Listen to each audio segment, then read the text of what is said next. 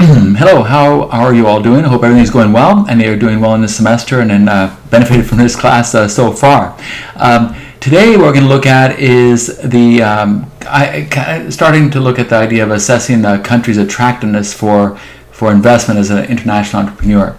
A lot of the ways you look at a country are whether you're an entrepreneur or whether you're a major corporation are quite similar. You're basically saying, what is this country? What's the dynamics of this country, and does it fit with my business model, my business idea, my strategy, my vision, and what the goals I have for my business? So we'll be looking at that a bit today. And again, call up the slides that we'll look at, and you can see how they fit in with what we're talking about. First of all, the basic concept is an attractive country for entrepreneurs or investors in general is that theoretically a country is attractive for an investor if by investing in that country they get a return that's equal to or higher than a risk-adjusted weighted cost of capital. In other words, why would I go overseas unless I'm doing more money, I can make more on my capital than I can by staying in the U.S.? So it's kind of, in a way, that's a very simplistic way of looking at it, but it's good, is that, at the end of the day, for all the risks you're taking, for all the things you're going through, do I return more on my capital, on my own money I've invested in my investors or shareholders, etc., than by not going there? So that's the key thing. And that's really the same as any investment decision. Whatever I do, is it a benefit? However, there are some other things involved, but basically you say, am I going to get higher cost return on my capital, and what kind of limiting factors can be, what kind of challenges can it be in terms of working overseas and all the different ways we've talked about, and are the risks there acceptable to my shareholders, myself, and my employees? Sometimes it's kind of too dangerous to work there. Some places you think, well, I could go there, but wow, that's a lot to ask of people, to be stationed in that country and doing that kind of thing. So basically, you're looking at risk reward and a cost benefit. There are other things involved. Sometimes, companies will invest in another country, or you may, as an entrepreneur, want to go there to improve your brand as an outpost, as a first step. There are other reasons. It might be that your competition is there, you want to be there too. Maybe your competition is not there, so you want to try it. It could be you want to be a first mover, a follower. All sorts of other things are involved. It's not. Sometimes you'll see a lot of business that people have an affinity with a place. Maybe, your boss has always remembered his college time in Paris. So the first chance he gets when he gets to the right level, he wants to open something up in Paris. It may not only be for the financial gain, however, it generally is. But that's just to say that when you talk about overseas markets, a lot of things come into play. There are a lot more than just the pure dynamics and am I going to make more money there or not. There's a lot of long-range thinking, a lot of views on how the world's going, a lot of views on how politics are moving, and a lot of taxation type issues. When you see Apple in so many places not repatriating money because they don't have to pay taxes, they're driven by a lot of other kind of reasons, by legislation, by laws, etc. Ultimately, they're financial, but in the meantime, they can be other elements. You've all heard of Porter's 5 forces, which is important, less important these days when you talk about the digital economy, but it is important. But basically, when you look at it's kind of always a good idea to have a kind of format for saying what makes a country viable. And you can always save this slide and say, basically, I'm going to look at the ease of doing business. What are the taxes like? How do I start? What's the infrastructure like? Government contacts, etc. Is it easy to do it? U.S. is extremely easy to do business, so that part's and you have to kind of compare everything off that. Is it going to be much harder, not as hard, or closely to what it is like here in the States?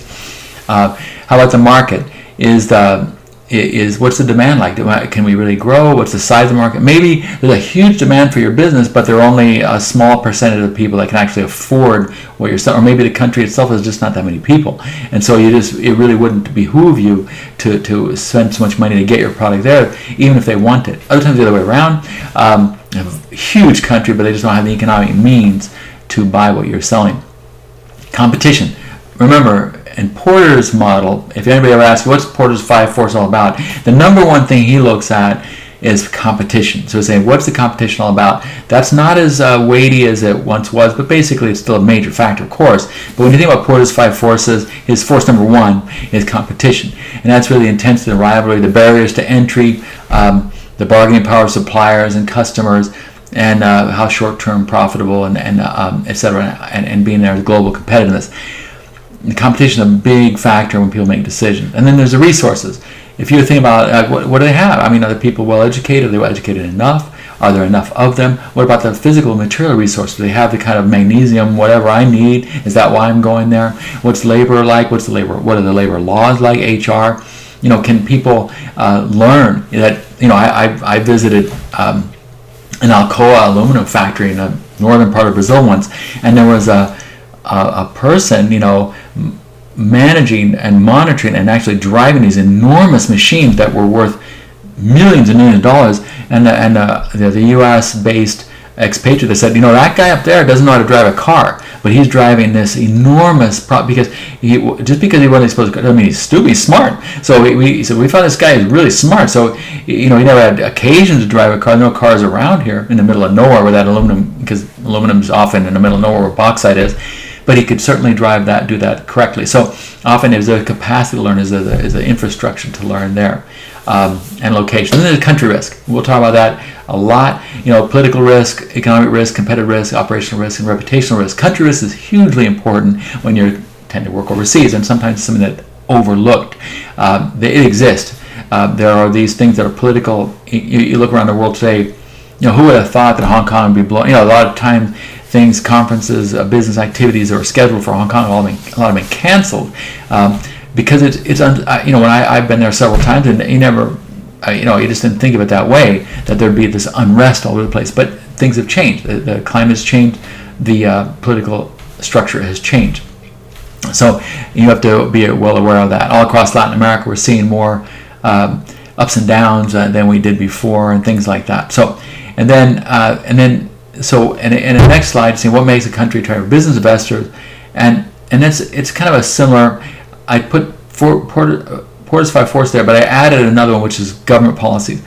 Whenever you look at working overseas, whenever you're thinking about working overseas, you have to take into account what the government's doing or what they want to do, because that's really going to set the tone for what you're going to be able to do, how successful you're going to be, and what they think. Sometimes you'll be in a country, and the written legislation is that they're very welcoming for foreign investment. They're very happy. You get all your stuff you need, but when you start operating, you find out that it's not quite as easy as all that, and you keep bumping up against red tape, bureaucracy, and other kind of things that are keeping you from doing things. And maybe you file for something and you never get the actual approval, even though they told you in the beginning it was forthcoming right away. And that's because you've misunderstood that the government doesn't really want you there, that you're not what they want, and they have other domestic providers that already do what you do. On the other hand, sometimes they're really happy to have you there because you're creating value and jobs in a place they don't have. You're taking risks that they're not willing to take, or they don't have enough investors of size willing to take those risks. So it's odd, and most countries are interested in exporting.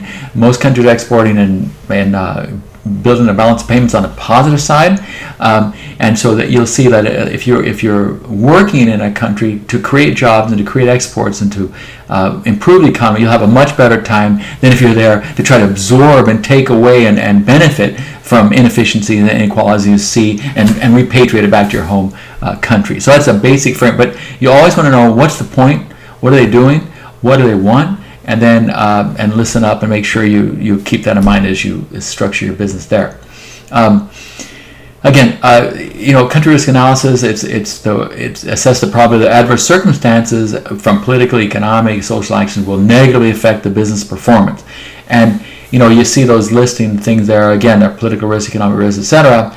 And political risk is to define them. Those are disruptions owing to internal or external events or regulations that result from political actions or governments. You'll see a lot of times governments respond to things they see, and it'll be in a way that's quite drastic. And you'll see things that countries open up for business, close down for business. You'll see, often when in developing countries, they go through a phase where they're protectionist, where they have very high tariffs to imports because they want to create their domestic. So if you have a 250% import duty on car manufacturing in some place, then if you want to sell cars, you have to go put your factory in there, and they force you to put the factory in there and grow it from inside. It's very wise. It's worked for a lot of countries. And then gradually, when the infrastructure is built and the industry is built, they can take away those tariffs. But you'll see, if you think I'm just going to export to that, it's not going to happen, depending on the phase and the cycle that they're in. Economic and risk, broad range of economic variables based on the balance of payments.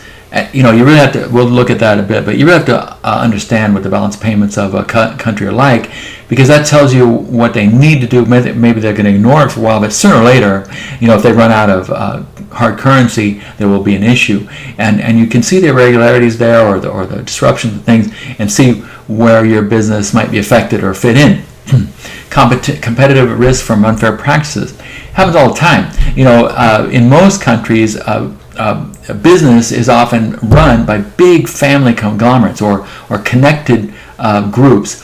It's not that common here in the U.S., but most places around Latin America and other places, you'll see a financial group or a company or a group of people, maybe family-oriented. They own restaurants, they own the cinema business, they have an IT thing, they own a few banks, they do some insurance, they have some farms, that kind of thing. So you might be working one way, but you're bumping against somebody who's very powerful in another area and has the ear of the government, and all of a sudden you can't do business, because that strength of that person and the economy is such that they can influence the way you're treated.